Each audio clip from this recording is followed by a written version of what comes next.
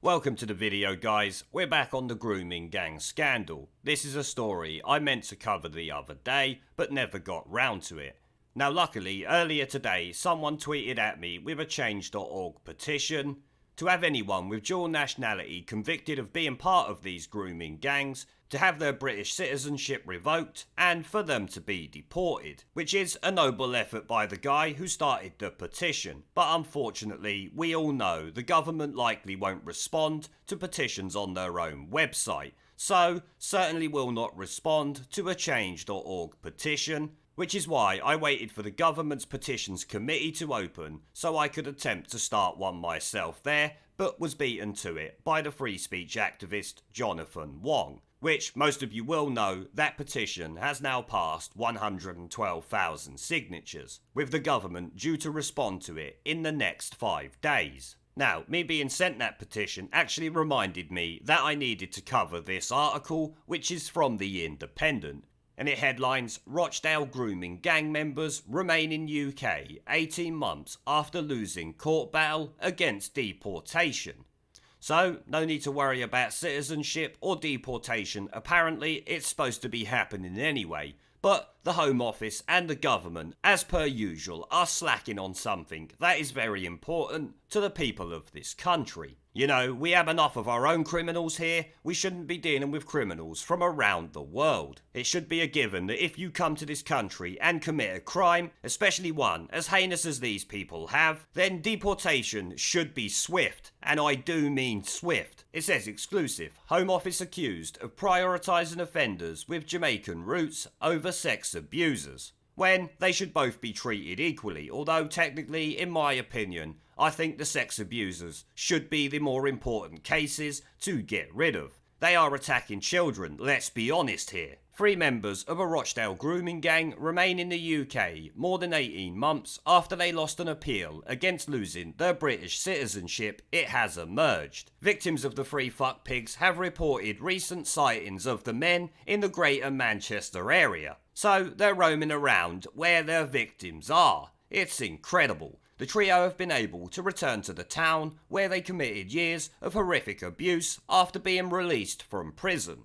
They should never have been released from prison. They should have been taken from prison to deportation instantly. The people of this country do not mind providing them with a flight home. But as per usual, incompetent governments, it doesn't matter which side of the political fence they're on, show us the only thing they are capable of doing is being incompetent when it comes to situations like this. Scumbag 1 got an underage victim pregnant while he was in his 40s. Scumbag 2 and 3 trafficked teenage girls for sex in their taxis. One of the prosecutors who brought charges against the Rochdale grooming gangs said victims had informed him of several sightings of all 3 men since Christmas. So these people have been roaming around since Christmas last year, meaning they're still walking around the streets of Manchester to this day. Why is the government and the Home Office not doing something about this? And where is the rest of the media on this one? Oh yeah, like the petition, completely radio silent. Nazir Afzal OBE, the former Chief Crown Prosecutor for North West England, told The Independent,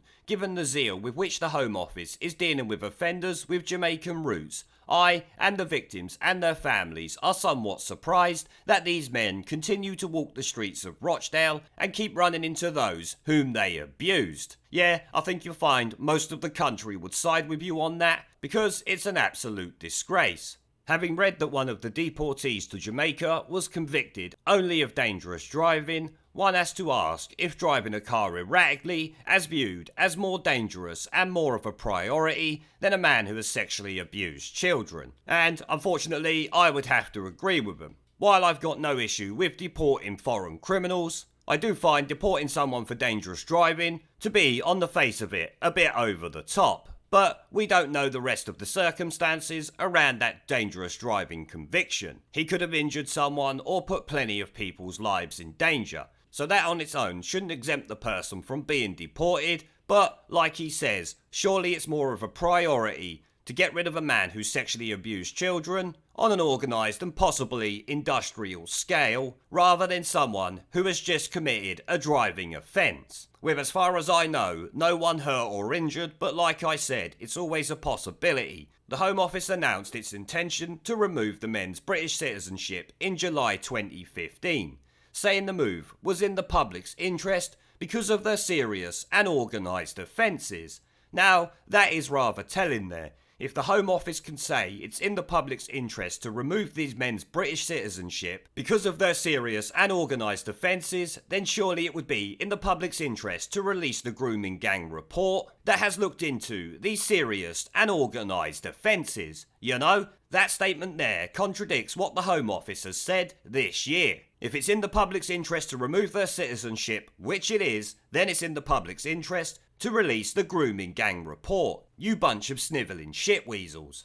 Fuckpig 1, 2 and 3 launched a legal challenge but lost the case at the Court of Appeal in August 2018, paving the way for them to be deported to Pakistan. The court heard that the three convicts were dual nationals, having moved to the UK from Pakistan, but became naturalised British citizens. Well, given the ideologically based crimes that they've committed, I would say they were never naturalised British citizens. I mean, these groups were targeting white British girls mostly because they were white British. Judges said the Home Office's steps to remove their UK citizenship were a prelude to possible deportation to Pakistan. No, it should have been a prelude to guaranteed deportation to Pakistan, let's be honest. Each of them challenged the decision, arguing it amounted to a breach of their human rights and the interests of their children. Well, given they've been convicted of raping children, I would say the interests of their children are to never see these scumbags again. Their cases were rejected both by the government's first-tier tribunal and upper tribunal. The Court of Appeal concluded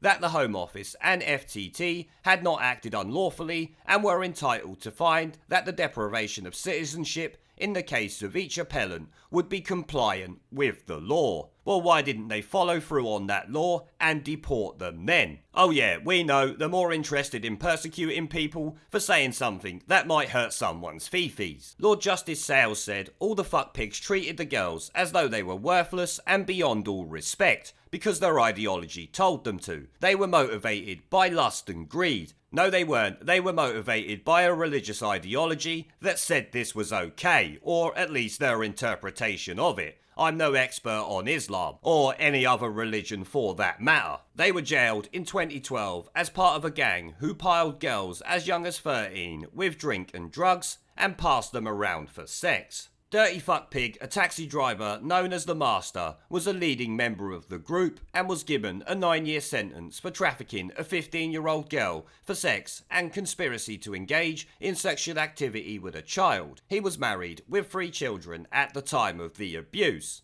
Dirty Fuck Pig 2, also a taxi driver, received 8 years for conspiracy and trafficking a 13-year-old girl who became pregnant with his child when he was in his 40s. Which is fucking abhorrent and pisses me off more that the government still haven't kicked this cunt out. What the fuck is going on with these people?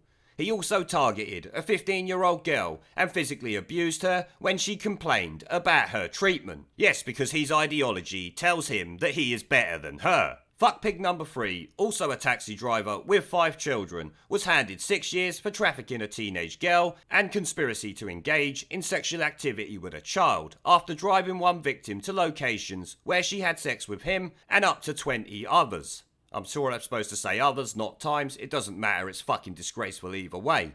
And even more disgraceful that these people are still here, having lost their British citizenship. Co-defendant and grooming ringleader Fuckpig number 4 was also notified that he would be stripped of his British citizenship but remains in prison serving a 22-year term for rape. And I'm telling you, when he gets out, they better boot his ass straight out of the country. No ifs or buts about it. Fuckpig 1, 2 and 3's continued presence in Rochdale emerged as the government faced a legal challenge over a deportation flight to Jamaica that we all know about and was a few weeks ago. We're not really interested in that here. The government would not comment on the Rochdale case, no of course they fucking won't, but said it had deported more than 51,000 foreign national offenders since 2010. Yet you can't manage to deport 3 scummy fuckpigs from this country that run around raping children. Yous lot seriously need to get your priorities right. A Home Office spokesperson said the government will do everything within its power to deport those who have no right to remain in the UK. So why are these people still here? I don't hear no news reports about them being deported. This was 5 days ago. You're obviously not doing everything in your power to get rid of them, are you? Let's be honest, you could send the police round to their house to arrest them right now and have them on a plane, I'm sure, by tomorrow morning. But no, yous lot are too busy dealing with stuff you consider more important than the protection of our children. But on that note, guys, I am going to end the video there. Now before I go, I've started doing live streams and uploading gaming content on my second channel. If you would like to come and join me for a live stream to chat in real time, have an interest in gaming related content on YouTube, or just want to follow me over there because you are a legend, the link will be down in the video description below and as a pinned comment. I hope to see you all there. Now as always, before I go, I want to thank our PayPal, Patreon, Subscribestar and YouTube members for supporting the channel, along with everyone who watches my videos. Remember to let me know what you guys think down in the comment section below. Leave a like, subscribe with the notification bell and share this video as it helps the channel a lot. And I will see you all in the next one. There is a pattern consistent throughout history of oppressed people turning on the oppressors. Slaves against their owners, the peasantry against the feudal barons, colonies, Mr. Verhofstadt, against their empires. And that is why Britain is leaving. And it doesn't matter which language you use, we are going and we are glad to be going. We're off.